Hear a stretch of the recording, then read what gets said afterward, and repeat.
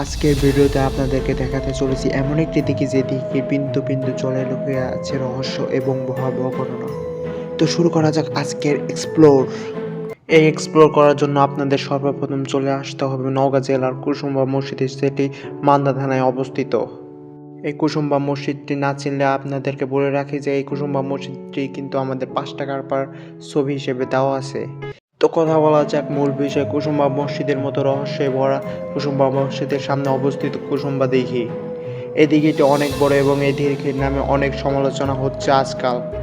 এই দিঘিটি সম্পর্কে আরও জানতে আমি স্থানীয় কিছু লোকজনের কাছে কথা শুনেছি যে এই দিঘিতে মানুষ 5-6 পায়ে দিতে পারতো না, কারণ দিঘিটা ছিল এতটাই ঘন, এতটাই ভয়াবহ।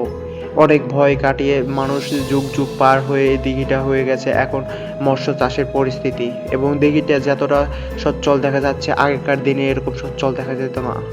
তো এরকম ইন্টারেস্টিং এক্সপ্লোর ভিডিও পেতে আমাদের চ্যানেলটি সাবস্ক্রাইব করুন এবং আমাদের পাশে থাকুন। আল্লাহ হাফেজ, আবার দেখা হবে আপনাদের সাথে।